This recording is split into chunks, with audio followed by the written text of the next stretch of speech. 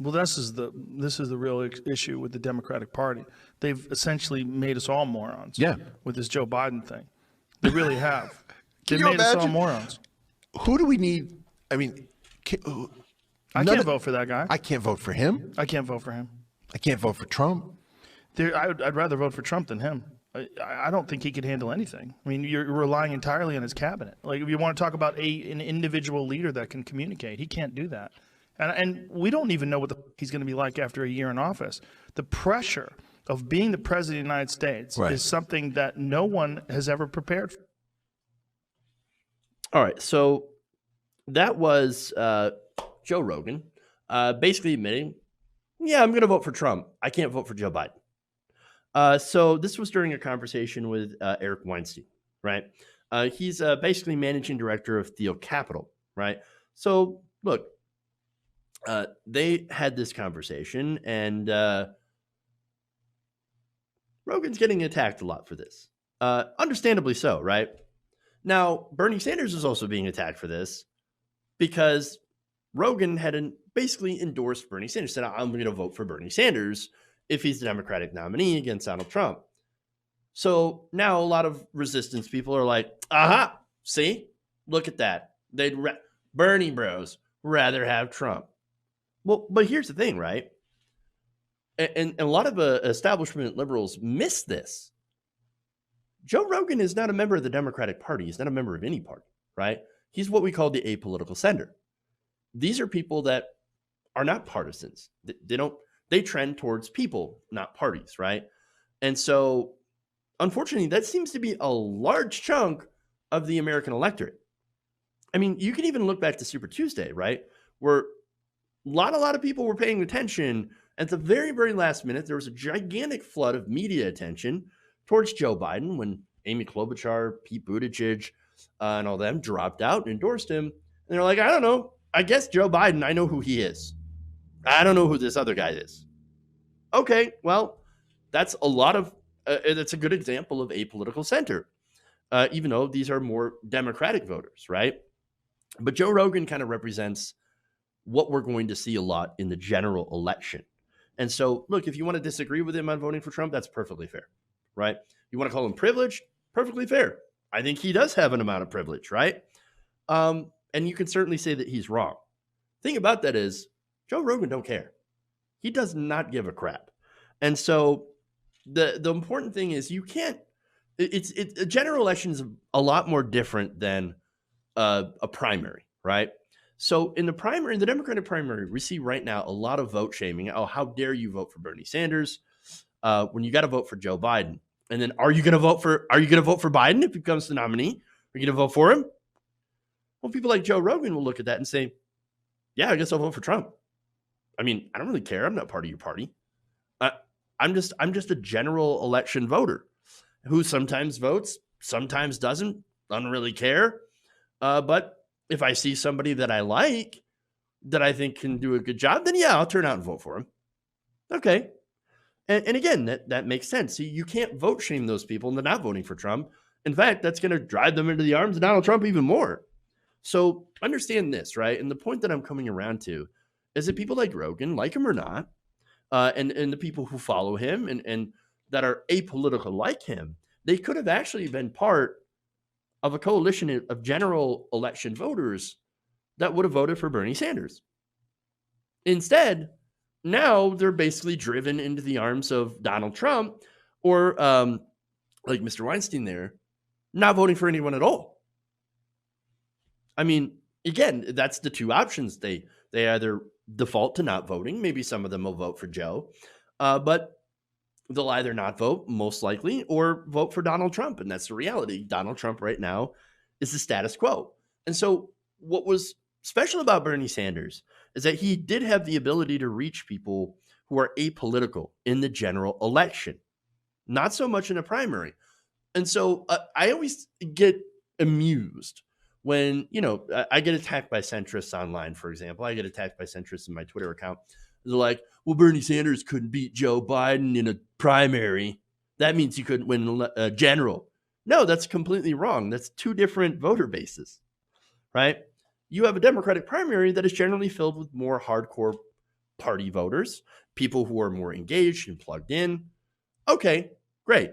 That is a different group of voters. And look, that's why people, of course, like Bernie, lose primaries, but actually do stand a better chance in general elections.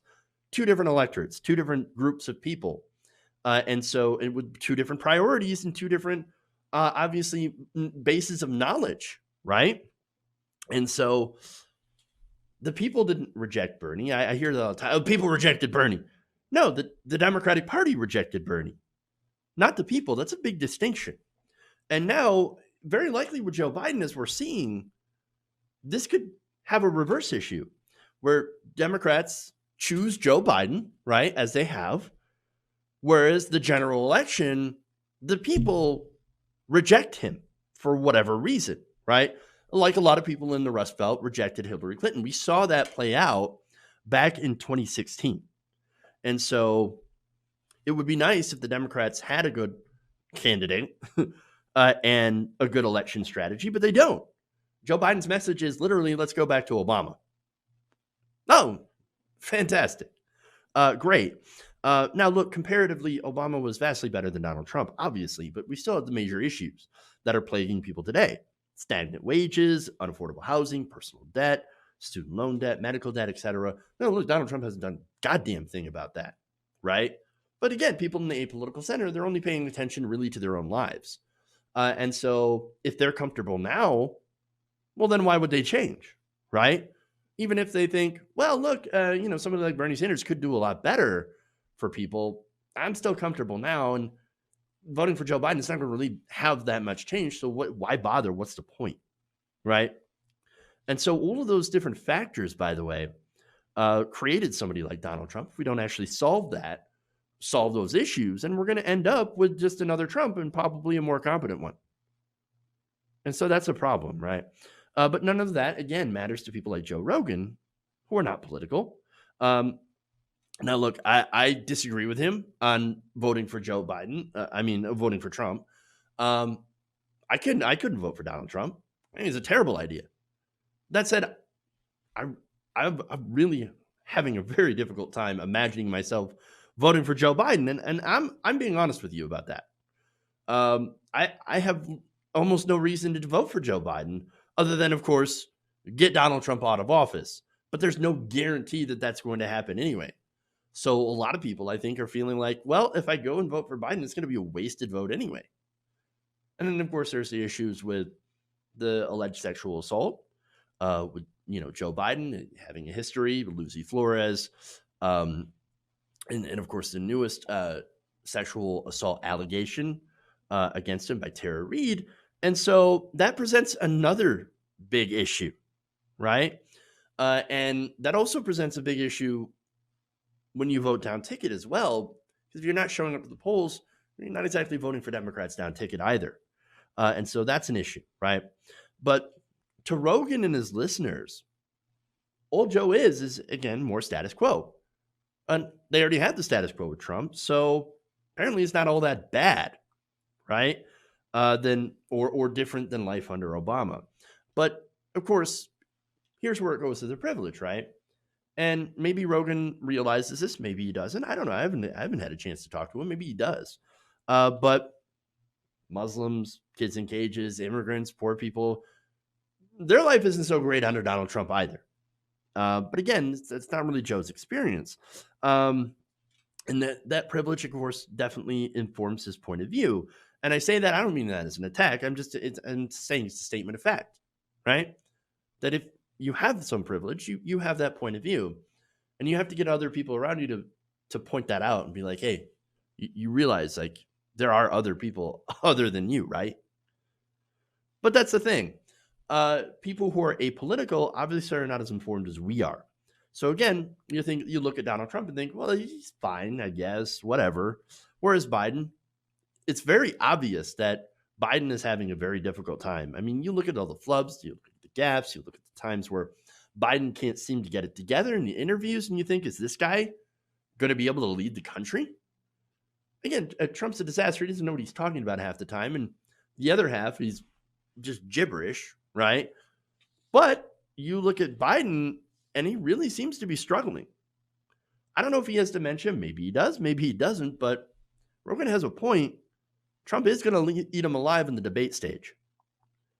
I mean, look, you've got one guy who's a pathological liar. You've got another guy who's also a pathological liar, but happens to be not as sharp as he was before and seems to struggle sometimes. Now, look, to be fair, you go back in that debate between him and Bernie Sanders, and he was on point. He was sharper. But then you look at all the successive interviews, and now you look at the fact that Joe Biden is sitting in with him to help him out. You think, I don't know, man. Okay. If you think that Donald Trump's not going to use any of that stuff against him, by the way, and it's only because Bernie bros are taking these videos and spreading them around that, that Donald Trump wouldn't do that himself, you're deeply mistaken. Of course he will. He's going to do all that stuff. Already he has. And that could convince a lot of non-voters that Biden's a disaster and that the only choice we have is Donald Trump.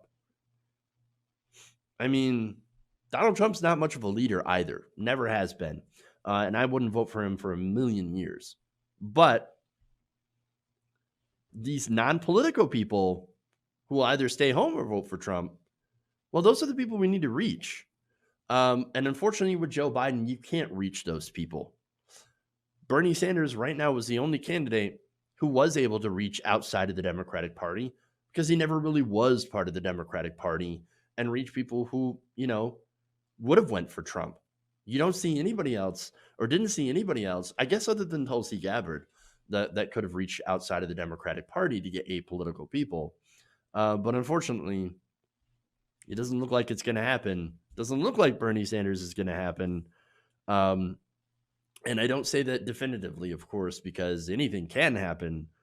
But, I mean, this looks to be a bad general election. Very bad. Because you have very enthusiastic people on Trump's side and a very big enthusiasm gap on Biden's side, and a whole lot of people who were Bernie Trump voters or apolitical voters or people who joined the Democratic Party only to support Bernie Sanders saying, I'm not interested. F around and find out. Well, I'm afraid that we're all going to find out. Hey guys, hopefully you enjoyed that free video. Now I'm going to have to ask you a favor. Between the demonetization and the YouTube algorithm messing around with view counts, etc., we're having a hard time adjusting to the new YouTube reality, which is where you guys come in. See, we have a Patreon, patreon.com/TYTNation, set up to help us rely on you guys, the viewers, instead of big corporate ads. Look, you know the show. You know how I'm not in favor of big corporations anyway.